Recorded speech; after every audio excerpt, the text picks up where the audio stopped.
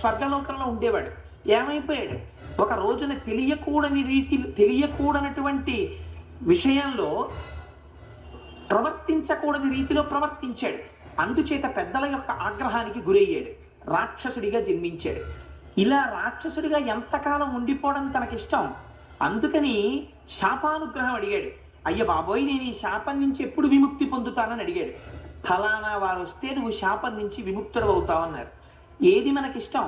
హైదరాబాద్ ఎడతాం, హైదరాబాద్ వెళ్ళి 10 రోజులు పడుతుంది పని, అందుకని హైదరాబాద్ నుంచి మళ్ళీ 10 రోజుల తర్వాత వెనక్కి రావడానికి రిజర్వేషన్ చేయించుకున్నారనుకోండి, మీకు నిజంగా 10 రోజులు హైదరాబాద్లో పలవకపోతే ఇష్టమా? మీరు వెళ్ళిన పని అనుకోకుండా 3 రోజుల్లో అయిపోయింది అనుకోండి.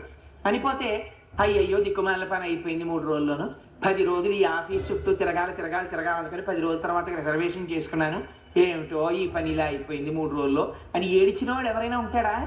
అమ్మయ్య అయిపోయిందిరా బాబు, 10 రోజులు అనుకున్నాను 3 రోజుల్లో అయిపోయింది, హాయిగా ఇంటికి పోతానంటాడు. ఇంటికి పోవడం అంటే హాయి ప్రతి వాడికి. అందుకే 5 అయితే సంతోషం, ఆఫీస్లో హాయిగా ఇంటికి పోవచ్చు. 10 అయితే దుఃఖం, బాబోయ్ ఆఫీస్కి వెళ్ళాలి. ఇది ఏమవుతుంది? ఎప్పుడు స్వస్థానమునకు వెళ్ళిపోవడం ఎందే మనిషికి అభిరుచి ఉంటుంది. అందుకని తను ఏ స్థితి నుంచి వచ్చాడో ఆ స్థితికి మళ్ళీ వెళ్ళిపోవాలి. ఒక గంధర్వుడు రాక్షసుడిగా వచ్చాడు, ఈ రాక్షసుడు మళ్ళీ గంధర్వుడిగా వెళ్ళిపోతున్నాడు. కాబట్టి ఇప్పుడు ఏమవుతోంది? పైకి రాక్షస సంహారం కనబడుతోంది, కానీ నిజంగా ఆయన సంహారం చేస్తున్నాడా, ఔదార్యం ప్రకటిస్తున్నాడా? ఔదార్యమే ప్రకటిస్తున్నాడు. ఏకకాలమునందు ఋషులకి రక్షణ జరుగుతోంది, రక్షణ ఔదార్యం. రక్షణ చేస్తున్నాడు, రాక్షసులను రక్షిస్తున్నాడు. ఎలా? రాక్షసుల్ని రక్షిస్తున్నాడంటే ఇంకా మీరు బాగా చంపేయండి అని కాదు, రాక్షస శరీరంలో ఉన్న వాళ్ళని విడిపించి వాళ్ళ యొక్క యథా శరీరములకు పంపించేస్తున్నాడు. ఇది కేవలం ఒక నరుడిగా ఉండి అరణ్యకాండలో గమ్మత్తు ఏమిటో తెలుసా అండి? అలా చంపే ముందు తనకు కష్టం వస్తుంటుంది. తనకు కష్టం వచ్చినప్పుడు ఓ మనిషి ఎలా ఏడుస్తాడో అలా ఏడుస్తాడు. ఏడ్చినప్పుడల్లా మనం ఏం చేస్తాం? మనకి జీవితంలో కష్టం వచ్చింది అనుకోండి, ఏదో జ్ఞాపకానికి వస్తూ ఉంటుంది. మీ 3 తరాలకు ముందు మీకు ఎంత ఆస్తోనయ్యా, మీ దురదృష్టం, మీ 5వ తరంలో వాడు ఆస్తి పాడు చేశాడని అనుకోండి. 5వ తరంలో వాడు ఎవడో వీడికి తెలియదు, కానీ వీడికి ఎప్పుడైనా ఓ 1,00,000 రూపాయలు తక్కువ వస్తే మా 6వ తరంలో ఎంత ఆస్తి ఉండేదట, 5వ తరం వాడు పాడు చేసేసాడు, లేకపోతే 7వ తరం వాడు పాడు చేశాడని వాడిని తిట్టుకుంటుంటాడు. అలా రాముడు కూడా నరుడిగా ప్రవర్తించాడు కనుక రాక్షస సంహారం అంటే ఇలా రాక్షసుడిని చూడగానే ఇలా ఓ చిటికేసి ఇలా ఓ బాణం వేసి ఏం చంపేరు. రాముడు కూడా కష్టపడతాడు నరుడిలాగే. ఒక క్షత్రియుడు ఎలా కష్టపడతాడో అలా కష్టపడతాడు. పైగా ఒక లక్షణం ఉంటుంది, గురువుల దగ్గర సుశిక్షితులైనటువంటి క్షత్రియుడు ఎలా పడితే అలా బాణాలు వేసి చంపేయకూడదు.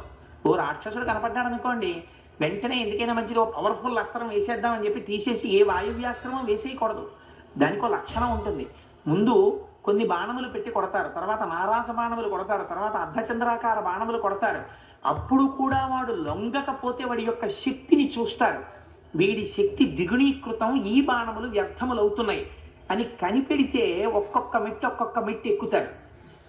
ఎక్కి ఇది ప్రయోగించక తప్పదు అన్ననాడు చిట్ట చివర ఒక్కొక్క అస్త్రం దాటుతూ ఆఖరణ ఇంకా ఏ అవకాశము లేని నాడు బ్రహ్మాస్త్ర ప్రయోగం చేస్తారు.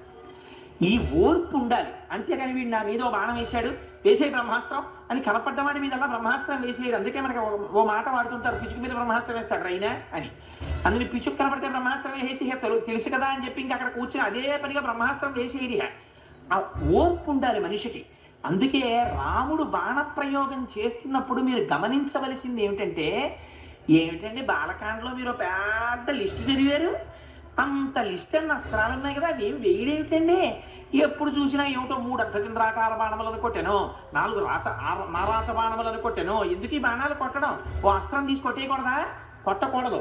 నేను ఎందుకు ముందుగానే మీకు ఈ విషయాలు చెప్తున్నానో తెలుసా అండి? మళ్ళీ అరణ్యకాండ చెప్పేటప్పుడు అస్తమానం రాక్షసులు వచ్చినప్పుడల్లా ఇదిగో అని నేను చెప్పక్కర్లేదు. మీరు ఈ కోణంలో వింటూ ఉండాలి.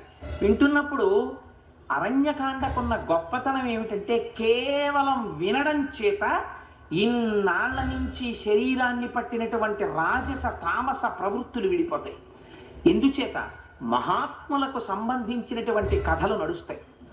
అటువంటి మహాత్ముల యొక్క పేరు వినడమే చాలు. అందుకే ఒక మాట చెప్తారు, రామాయణం వింటే ఏమవుతుంది అంటే అందరి దేవతల అనుగ్రహం కలుగుతుంది. ఎందుకు కలుగుతుంది? ఇవాళ మీరు శరభంగ మహర్షి యొక్క జీవితం వింటారు. విన్న తర్వాత ఇంటికి వెళ్ళిపోయి అనుకుంటారు, ఇంత శరభంగ మహర్షి అలా ఎలా ఉండగలిగాడండి అనుకుంటారు.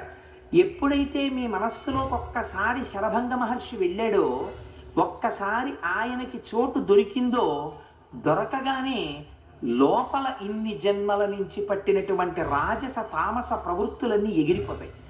అందుకే మొట్టమొదట ఆ భక్తి కావాలి. కాబట్టే నిన్నటి రోజున గోపాలకృష్ణ గారు అంత చక్కటి కార్యక్రమాన్ని నిర్వహించి అందరి